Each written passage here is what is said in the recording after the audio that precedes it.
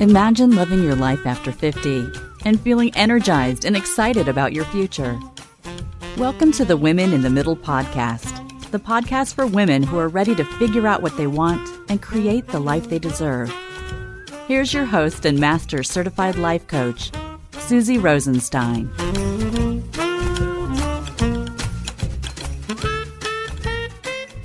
Hey there, in today's episode, I'm going to introduce you to a woman in the middle who tells a great story about her entrepreneurial journey and all of the interesting steps along the way. Let's go. Welcome back to the podcast Women in the Middle with over 1 million downloads and counting. I'm your host, Susie Rosenstein, your Master Certified Coach and Midlife Mentor, and I'm so glad to be here with you again. So something really cool happened this week that I wanted to tell you about. A few months ago, I was interviewed for an article with AARP, and it's out now. It's called Skip the Midlife Crisis and Choose a Midlife Evaluation Instead. So, of course, I'll include a link in the show notes, and I think you'll enjoy it. Okay, I had so much fun with today's guest, Jillian Leslie. She does a really great job explaining where she was at when she made big decisions to pivot and go in a different direction throughout her entrepreneurial journey. I had so much fear when I used to have to make work-related decisions like that, so I really enjoyed digging in like this, and I think you will too.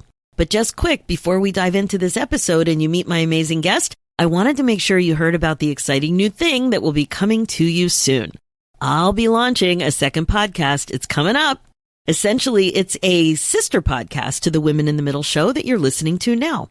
And the name of the show is Women in the Middle Entrepreneurs. I like to think of it as two cool parts of my business coming together, getting married and having a baby. So if you're a woman in the middle who's 50 plus and also an entrepreneur or a business owner, this new podcast is especially for you. This show will be focused on what's really going on for you as an entrepreneur who's over 50 while you're in it. Dealing with the classic midlife related obstacles and challenges, things like taking care of your aging parents, empty nest, menopause, lack of self-care and work-life balance, that sort of stuff. And when it all comes up, it can be harder to focus on your priorities, if you even know what they are anymore. You can start to worry that you're going to have regrets because you're not fulfilled and you know you're meant for more. So we'll be focusing on what the experience is really like to be over 50 and run a business. And I'm interested in talking to all kinds of business owners too, from solopreneurs and small businesses to those of you who might even have employees. Bricks and mortar businesses too. In fact, I really want to find guests who do a wide variety of things and not just working with midlife women. The focus of this podcast is not about women who work with midlife women. I want to make sure we interview entrepreneurs with a big variety of experiences. Sound good? So if you're interested in learning more about how to be a guest on this new show, head over to www.midlifeinterviews.com and apply. There's lots more information there waiting for you so that you can see if you're a good fit for this show. Okay, let me introduce you to my amazing guest today. Her name is Jillian Leslie. The entrepreneurial journey is typically a long and winding one, full of pivots, mistakes, and excitement. You're going to be meeting someone today who is really good at watching what's going on and making wise pivots. So my guest, Jillian, has a proven track record of living and breathing business. She has a BA and MBA from Stanford and was a TV and screenwriter in Hollywood for 12 years. She worked on a variety of sitcoms and movies, including one you might recognize, Freaky Friday. Jillian's also the founder of the digital product payment solution MiloTree Cart, the MiloTree pop-up app, Catch My Party, and she's also a business coach and a business translator and hosts the Blogger Genius podcast. Now, this podcast is about learning how successful bloggers and online entrepreneurs grow their businesses and how you can use their tips and strategies to grow your own business. She takes what's working in blogging and online business today and breaks it down so you can use these actionable strategies in your own business. I love Jillian's entrepreneurial story, and I know you will too. Her journey includes writing, technology, and community. So interesting and so good. And fun fact, Jillian and I found out we were both born in the same hospital in New Haven, Connecticut. You just never know who you're going to meet and what weird and fun stuff you have in common. So please enjoy this interview. Hi, Jillian. Thanks so much for joining us today on the Women in the Middle podcast. I'm so excited to be here. You know, you are one of those fun people that somehow I just met you online. And I love that because I kind of had a feeling I needed to know you. I was just drawn to you. So I listened to your podcast. I heard you on somebody else's show and then I bought something you offered. And before we know it, we're figuring out that we were both born at the same hospital and we're probably cousins. Who knows? Definitely. It's so funny. I was talking to you and I immediately said, I need to have you on my podcast. And then you said, oh, come on my podcast. Perfect. Sometimes life is like that in the internet world. That's for sure. Well, I love your story because you can really see with your story that your personal path to an exciting next chapter can't really be predicted. You have to trust the process. And as we talk a little bit about how you ended up doing what you're doing, we'll see there's clues everywhere. But when you're in it, you don't really know. You didn't know you were going to end up in tech. And I just find that fascinating. So can you tell me a little bit about what got you going? What did you study in university? What were you attracted to? And then we'll just go from there. Okay. So I grew up in New Jersey and I went out to California to Stanford to go to college.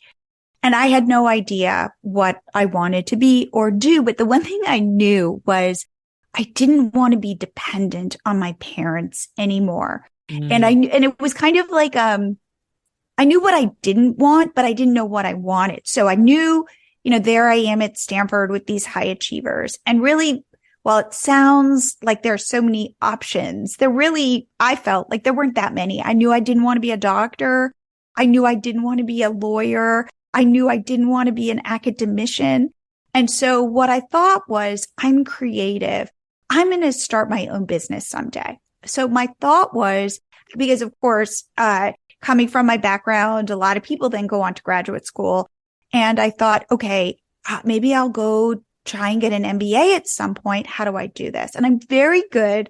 I'm sure your audience will relate to this at tell me what to do. Oh, yes. So I found somebody who was a couple of years ahead of me. And she was looking at jobs and stuff. And I said, okay, tell me what to do. And she said, great, go major in this and do this activity. And then you're going to work for a couple of years. And I was like, I am signed up. So I was a quantitative economics and public policy major. And the funny part was I do like economics weirdly, but this whole thing is funny. Okay. I wasn't really like, these were not choices that I felt were intrinsic to me. I didn't know what was intrinsic to me. I was following this path. After college, I got one of these high-powered jobs at Disney, but a business job, not a creative job. And there I was, so weird. There I was in my little office at Disney at the headquarters in Burbank. And I was doing like spreadsheets and financial analysis and stuff like this. And I was miserable. It was awful. And what I felt like was for 5 days a week, Disney was renting out my brain. And then for 2 days, I got to have my own life. Wow. And when I would call somebody, because I needed information or whatever, and I'd call somebody outside of Disney and I'd go, oh, this is Jillian Leslie from the Walt Disney Company. And they would say to me, oh my God, you work at Disney? You must be so happy. And I would have this strange moment where I'd go, oh my God, if only you knew I am miserable. Like I'm on the verge of tears here. And I would say on the phone, oh no, I'm so happy. It's so great. Working at Disney. Disney was a hard place to work, by the way, back then. It still is. But I think people didn't know that. So it was just, I felt as if I was 24 and didn't know and I felt like I was having a midlife crisis. Yeah. Because somehow I followed the path that I was told to follow and I was doing everything right. And I was so unhappy and didn't know why. So it's funny because you deal with women like in their 40s and 50s who are kind of going through this. Well, I had a mini version of, I would say, no, that's not true. It was the biggest version of my midlife crisis was right then. So then I did what I was supposed to do. I applied to business school and I got into Stanford. And, but I was like, this isn't fun. I want to do something creative. So on the Disney lot, there were different production companies, and I went around and started talking to people, and I got a job working for Bette Midler's production company. What? So it was so funny because Stanford said, we will not defer you. If you don't want to come, like, you're going to have to reapply. However, I emailed them and I said, hey, I'm going to be working for Bette Midler, who was a bigger deal back then. So I think you should defer me because I promise you, I will bring so much more to the business school community. And lo and behold, they deferred me. Wow. So for a year, I worked as an assistant, which sounds, again, cool. Like, oh my God, you work for Bette Midler. You met Bette Midler and stars and all this stuff. And I did. And I hated it. And I was the girl who would get coffee and make copies of scripts at the copying machine. But I knew I was moving closer because the writers would come in and they looked like they liked their jobs. I'm always looking like who likes their job, but this job sucked. So ultimately what I decided was I wanted to be a writer in Hollywood. However, I knew nothing about writing. And 2, I was terrified. And so what did I do? I went to business school with the intention. I was like crazy. I was the girl who shows up at business school going, hey guys, like, I know you really like business and that's cool, but like, I'm going to be a writer in Hollywood. And I think they thought I was either a lunatic or like, whoa, like you got something going on. You know, you're not just wanting to have like go to Wall Street.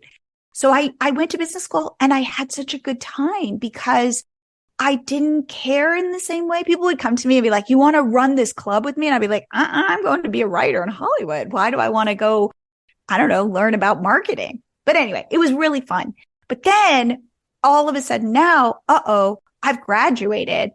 My dad is super proud of me. But then I go, hey, I'm not going to get a job.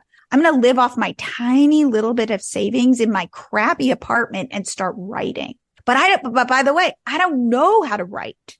So I had to be a really crappy writer for a really long time, just writing scripts in my very sad apartment while my friends from business school were off at these big jobs. But lo and behold, and I do believe this, that I started to get a little bit better and a little bit better. I started to meet people and my script ended up back at a woman at Disney who ran a program for new writers. And I ended up getting into this program. And from that, I ended up getting on some sitcoms. And all of a sudden, I had an agent and a manager and a lawyer and the whole shebang.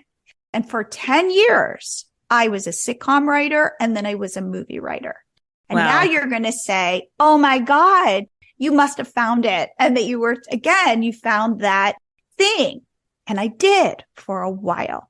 Right. And you know what? And I think the part that I heard just now that really has me so interested is that you had enough nerve, even though you were terrified, to do things your own way and to trust that hunch of what you didn't like and what you liked enough to lean into just a little bit. So even when you sucked as a writer, even when you knew that you weren't going to do this, your interests weren't the same in business school, you still leaned into it and did it your own way. So even though you were confused and scared and weren't an excellent writer, you still did the thing. And the other thing that really stands out to me is that Disney connection.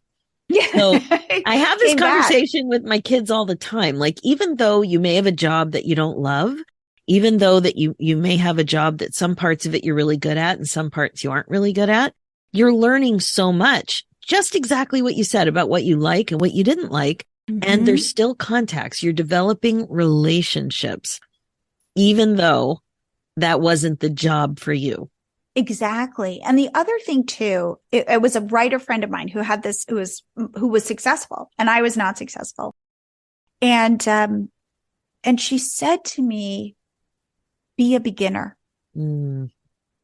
Because I kept expecting that somehow magically I was going to know how to do this. And the truth is, writing is like any other skill. Like, yes, you need to be creative, but you also need to understand a bunch of like how scripts work and story structure and all of these things, how character development. So I had to go through that process of learning and being a beginner and sucking and being okay. And I'm not saying like I was so okay sucking, but I had to go, all right, I would write a script and I would learn. And then I would put it aside and I'd write another one and I'd get a little bit better, but I'd make other mistakes. And then I'd learn. And then I'd write a third script and, I'd give it to people to read and get feedback. But when I embraced the idea that I was a beginner, instead of like, this should somehow happen for me, like, why? So I think it is about being willing to sit in my crappy apartment in Brentwood in LA while watching other people be super successful and going, no, this is my North Star. I'm going to do this.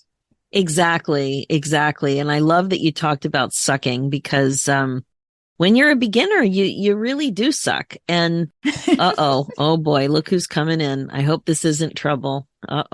Nico the Noof has just made an appearance. Oh, he's so cute. So if, hopefully we'll just cross our fingers. Everything's going to be okay. But being a beginner, everything you're saying is exactly relevant to a midlife funk. And what you need to do when at any age, this advice is appropriate for our kids. This advice is appropriate for career transition. It's appropriate for somebody starting something completely new, like going from corporate to being an entrepreneur. And when you show up and want to take tap dancing after you haven't since you were 14, that was me. I was so scared because I knew I would suck and I did suck and it was okay. Because what so many of us are craving is either change or passion, right? So some of what you were doing was fitting and some of it wasn't. So you said it went on for about 10 years and then it didn't. Right. So what happened next? Well, then, okay. So I meet my husband. So this is during the .com boom and we meet so I'm a writer in Hollywood. I'm on hiatus, which means, TV shows, you get like your summer kind of fall off. It's spring to kind of summer off. And there's this thing called the internet. I go to my agents and I say, guys, I'm going to make you a ton of money because there's this thing called the internet and you don't really get it because you're like so old school Hollywood. I want to work at a content company, like making shows for the internet. But by the way, this is when there was dial-up, no broadband, but somehow it was going to work. And I go work at this company again, with some ex-Disney people. And I'm a writer and I create this show called The Prom Queens. And it was actually pretty cool. And it was about this all-girl rock band. And a guy is my tech person on the show. I don't know what the hell he does. He's a little cute, but kind of has an attitude. And cut to the company goes under and he becomes my husband or he becomes my boyfriend. So I joke that I went to my agents who were kind of like rolling their eyes at me going like, I'm like, we're all going to get rich. I don't want I don't want to be paid in any cash. I just want stock options. Well, of course, the company goes under. It's the .com bust. However, I do say that I did get rich because I found my awesome husband, David. So David goes and works at MySpace while I go write movies. And I'm writing teen comedies. And at MySpace, it's all teens. And we say to each other, hey, we really liked working together. Let's start something on the side.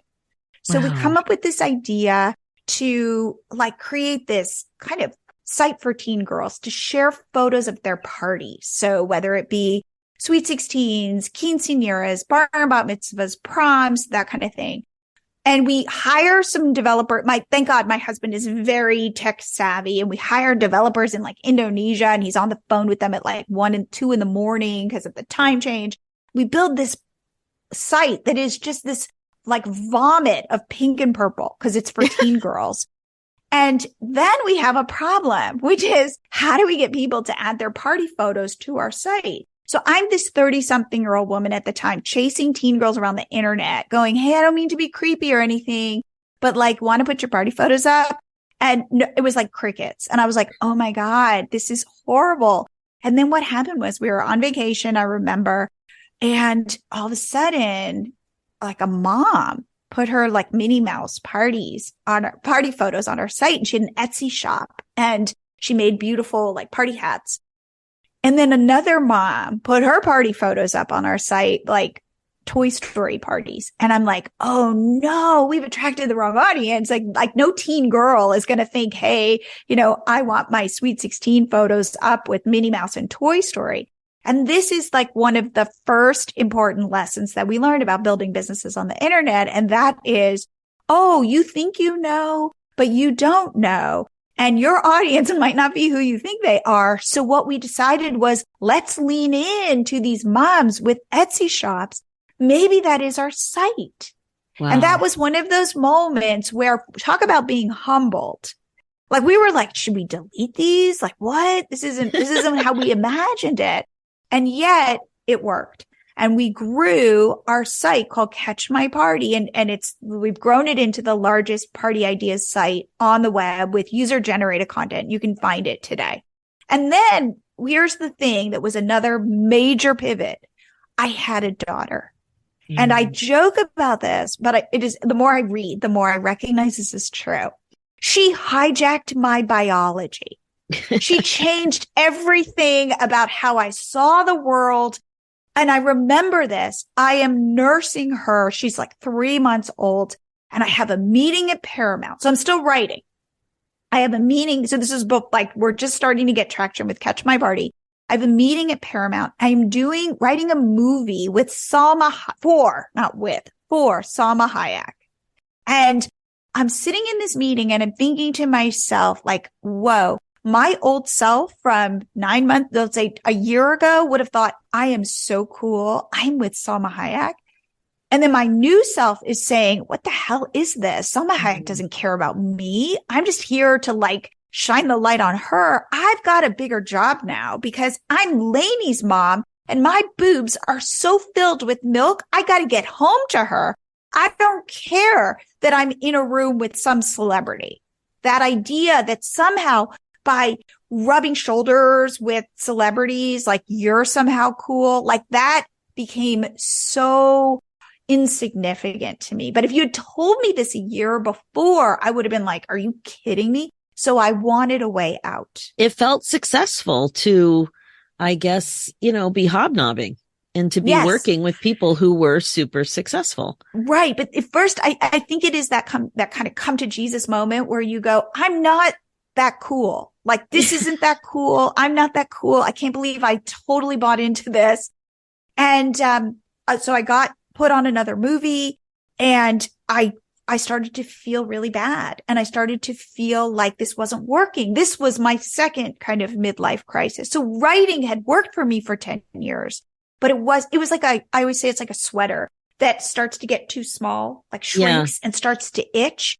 And all you want to do is take that sweater off. That's how I felt. Right. So but this time you had the side biz and the side biz. Well, it wasn't really making any money. I mean, it was getting traffic. I remember we had gotten to something like 30,000 page views and we're in LA and David, my husband goes, wow, that's like the size of Beverly Hills. Like the people of Beverly Hills, everybody coming to your site, in 1 month. And I thought, oh my God, we've arrived. And if you know anything about the internet, like getting 30,000 page views in a month is good, but it's not going to pay your bills.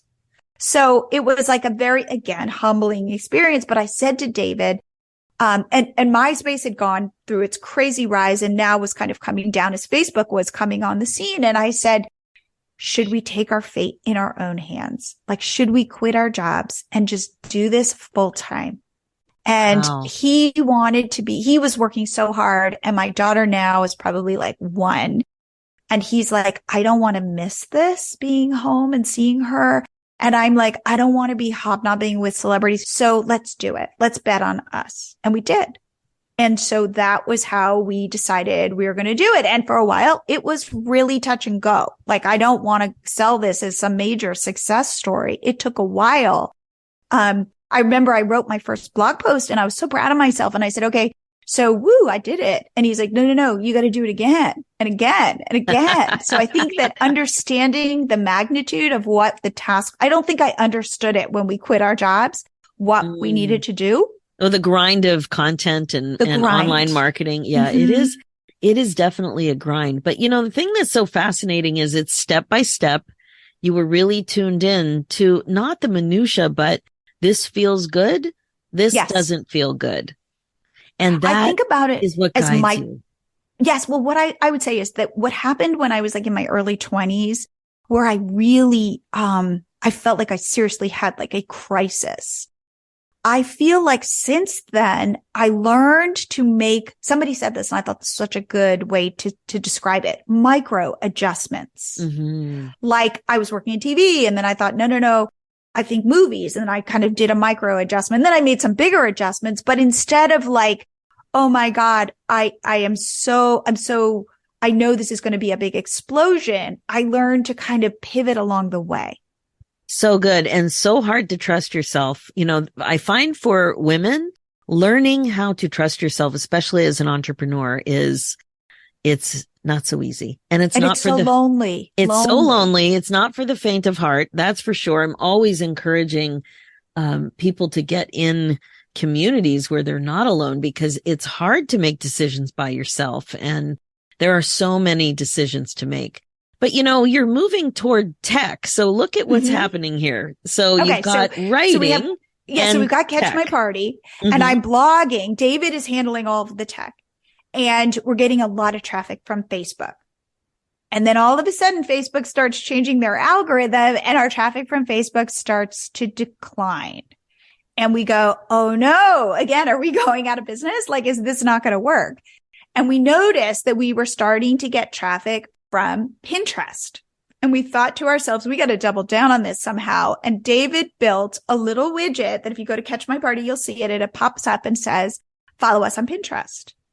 And people started following us on Pinterest, and our Pinterest traffic started growing. So in the process of this, and by the way, right now, I think we have like something like 1.7 million Pinterest followers, mostly because of our pop-up, because it kind of was like a snowball, you know, it grew our Pinterest traffic. So people found us on Pinterest and would end up on our site, and they'd see our pop-up and they'd follow us on Pinterest. And anyway, and then we stepped back and said, hey, if this worked for us, right, we scratched our own itch.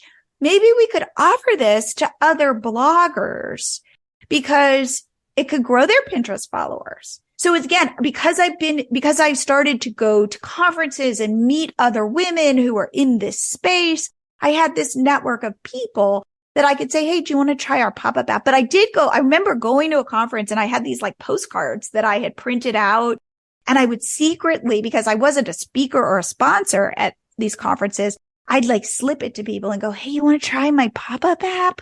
You know, and like, I look again kind of crazy, but I was, I'm not threatening. I'm only 5'2". And I would, I don't know. And so people started doing it, and I would reach out to my friends, and then we rolled out an affiliate program so people could, benefit by sharing it. And that worked. And so all of a sudden though, my MBA, which I'd kind of pushed aside and thought, started to come into play of like, how can I think about this? And I really like this because Catch My Party is so big and kind of impersonal. People come to the site, they get party ideas, and then they leave. And also, David and I wanted to seem like we were this really big company. So I didn't really put myself out there. I wanted to seem as if this was back, I don't know. I mean, as I coach people today, I say, do not do this. Like, put yourself out there and be a one woman show and show all the warts. But I was like, no, we're like corporate or something. So I didn't really feel like from my audience, I was building these relationships. But with the pop-up app, because I was dealing with blogger women who were in like food bloggers and craft bloggers and mom bloggers and all this stuff, I started to really feel this community. And that was really cool because all of a sudden it felt more personal, and I felt more invested in their success rather than it feeling more anonymous. Yeah, I love that. And again, you're following and you're tuning in to what lights you up. So here was a part of the business that wasn't even on your agenda. You've kind of forgot about your MBA. And now you're like pulling it all back in. So, the people part is interesting, and women bloggers, and oh my gosh, midlife women. I have so many people who want to start writing, but they're afraid and they don't know how to start. And I remember with trepidation how I felt when I posted my first blog. I literally looked up on Google and I'm like, how to post a blog. And it just said, start with hello world. So I'm like, okay, tick, tick, tick. Hello world. And I did Yes. exactly and it wasn't hard. But again, I didn't appreciate the creative grind that was just about to happen. And what I experienced was I loved it. I loved pushing myself to be creative in ways that traditionally didn't have to be creative. When I started with direct sales, I was dabbling. This is while I was still working. And then I got laid off. So in that in between time, I started with direct sales as I was taking my coach training. And I loved it. Was like a baby step into business and meeting other women and learning the basics of relationship building. And I started a blog, and I loved pushing myself to be super creative and tell stories as part of the lockets that I was selling or the nail product that I was selling, and not just pictures and visuals of the product, but to bring in the storytelling. How could I bring in my dog? How could I bring in the backyard and the way I feel about the summer and versus the way I feel about the winter and all that stuff. But I remember really challenging myself to take interesting photos and to write and tell stories and not just promote the photos that come from the companies.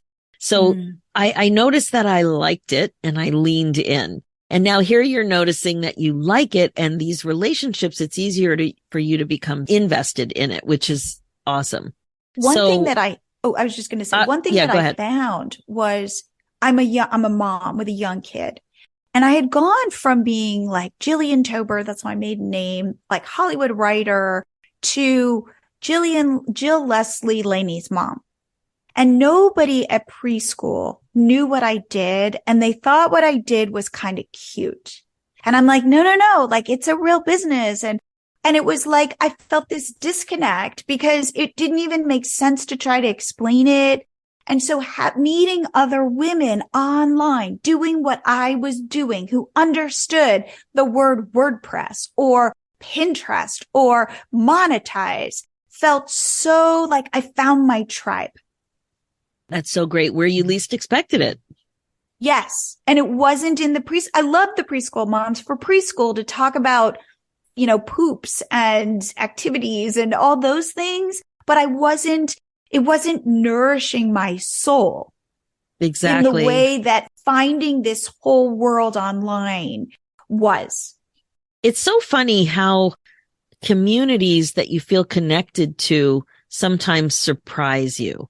I had that experience too, where a friend of mine her husband died out of the blue at 39, with some kind of a medical issue. And she ended up writing a book, a collection of essays about mourning and being at different stages of the mourning process. So some people it happened to right away, and different members of the family and all kinds of things. And I remember she approached me to write a piece for the book. And my parents had been dead like 40 years when she approached me, 30 or 40 years, like a long time ago. I've lost track of time. I would have to stop and count on my fingers and toes to remember how many years it was when I was asked. But the point was, I never considered myself part of that community. Even though both of my parents died as a kid, I didn't consider myself an active mourner, even though it's on my mind every day. And I absolutely connect with that part of my experience. So it wasn't until I was invited to write a piece, and I ended up writing a piece around reflecting. I was 5 when my mother died, reflecting on, now that I have a child who turned 5, what that was like for me, that experience of compare and contrast. And oh my gosh, it was such a meaningful moment. It never occurred to me to connect or identify with that community. Yet I was like a poster child for that community, but it was really because it was so long ago. So I love that the blogging community, the women bloggers, are a huge community, and it never occurred to you, even though you're a writer, but it this is where your path is becoming very, very clear, because it's writing and tech. Totally. And community. And community. So cut to COVID. And so we have this party blog. Guess what? During COVID, nobody's throwing parties. In fact, like our traffic dropped by 65% in a week. It was, and again, another example of David and I looking at each other going, oh my God, we're in trouble. Like what's going to happen?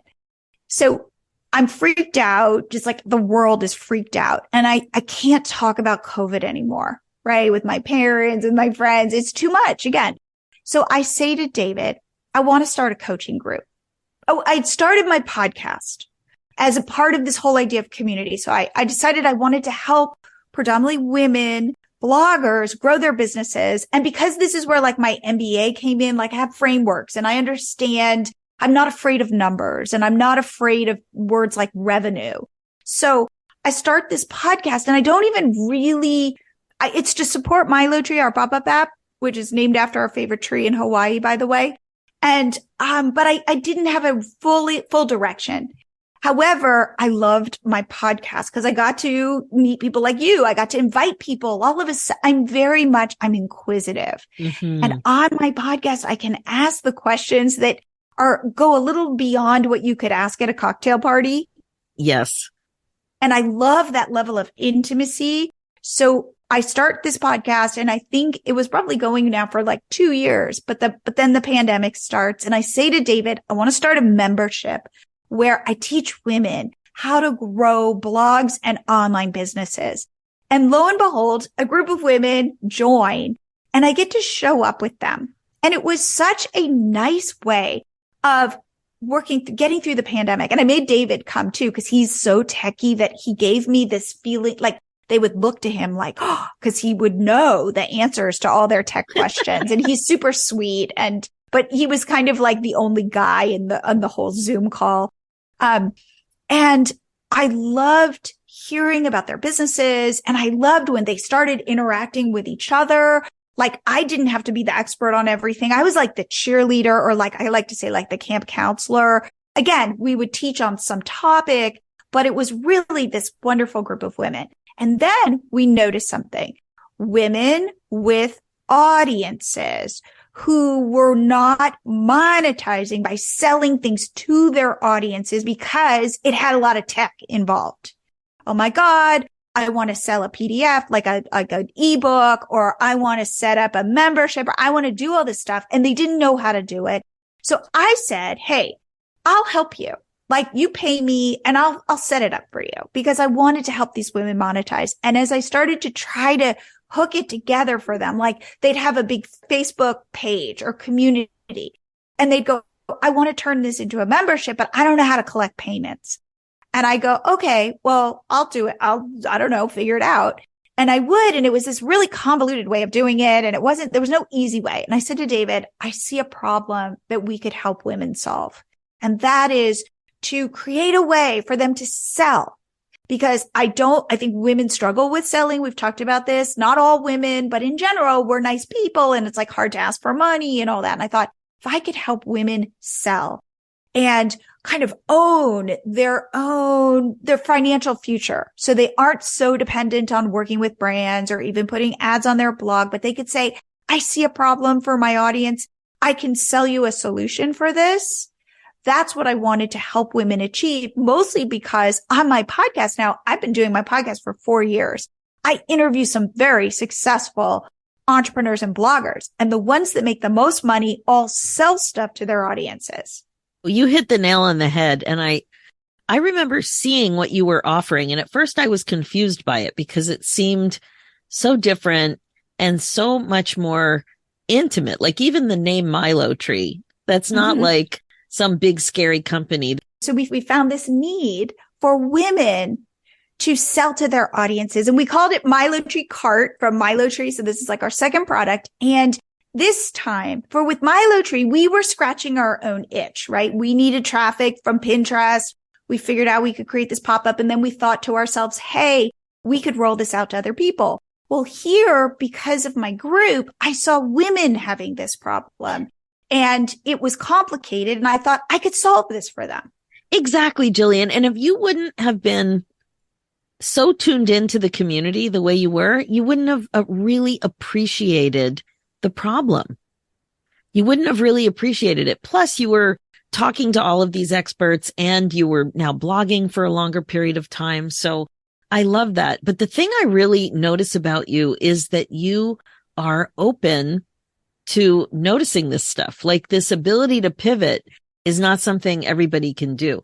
And it certainly got in my way when I was stuck for 19 years. I wasn't stuck for 19 years. When I was in my 19-year job and I was stuck for 5 of those years, I wasn't as open to pivot because I was so fearful. And so you know that there is fear involved with selling stuff. And there's also a lot of imposter syndrome and, and just putting yourself out there. And just the whole thing is so difficult for so many people who have to sell and are just so resistant to selling. But they know that they can help people. So I just love how open you were to the pivot. Well, first of all, just so you know, it came from loneliness during the pandemic. I just wanted people around me where we could talk about positive stuff and not just COVID and the scary thing. And just know, I don't know if your audience knows about this, but like, I'm an Enneagram 6, which is fear-based. I am fear-based. I look out into the world and I'm always looking for what is scary. I am a catastrophic thinker. So I just want to let you know that I'm afraid of everything. And that makes it all the more amazing that you pursued this kind of stuff. Well, I guess I kind of feel like if it's not going to work, I'm okay pulling up and going another way. Like, I feel like my foundation, especially like with my husband, like it's strongly, we'll figure it out. We did this move, when my daughter was in 6th grade. And she was going into middle school, and we picked up and moved from the Bay Area to Austin. And what we said to her, and by the way, we had no friends in Austin, no nothing. We just said, you know what, let's do this. Like, why are we living in the most expensive part of the country? We actually had family in the Bay Area. They moved away. And we said to ourselves, and maybe this is the way that I was able to do this. We said, if it sucks, we'll move back. And then it turned out to be really good. So I think that I always am telling myself, if it doesn't work, we'll come up with something else. Yeah. And I love that, especially in midlife, because we are older and wiser. We're not just older. We are amazing problem solvers, right? So when you think about the advice that you would give other women out there who are stuck or who aren't quite in alignment with something that feels really good, what would it be? Is it something around managing fear?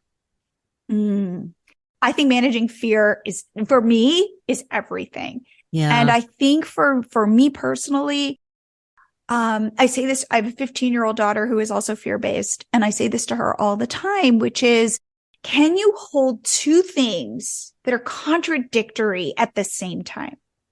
So just a little story. My daughter's into theater and she auditioned for the musical at school and she didn't get the part she wanted. In fact, she got the chorus. And she was devastated. And I said, okay, let's hold 2 things at the same time. This is complicated and hard, but we're going to do it. One is, this is devastating. And 2, this is high school theater.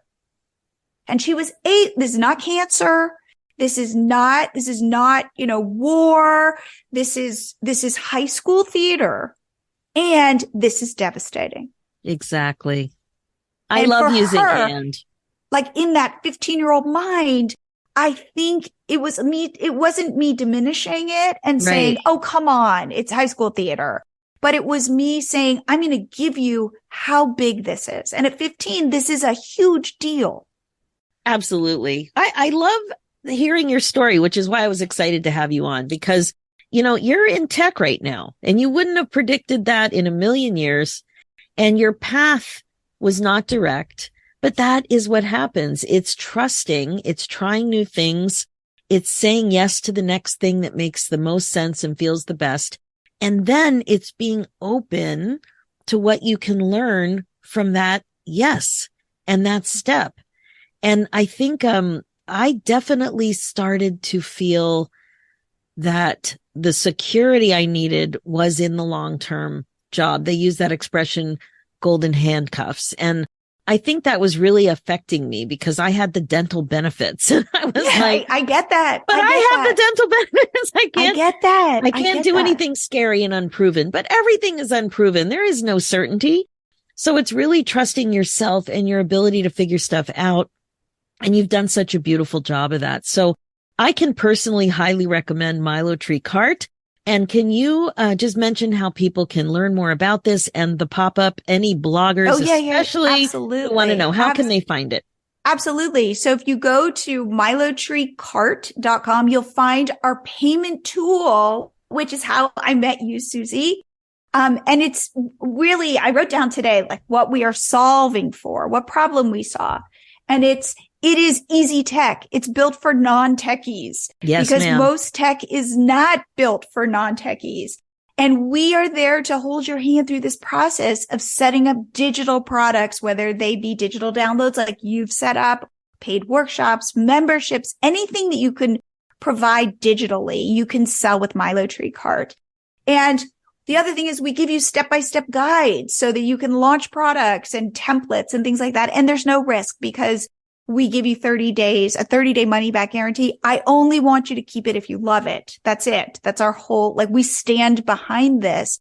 And that's what I wanted to offer women was like, we have this motto that I really like, and it's friends don't let friends ride the roller coaster alone, because the entrepreneurial journey is a roller coaster. Like, as I've shared, there are many times in this story where David and I've looked at him and gone, oh no, how are we going to get out of this one?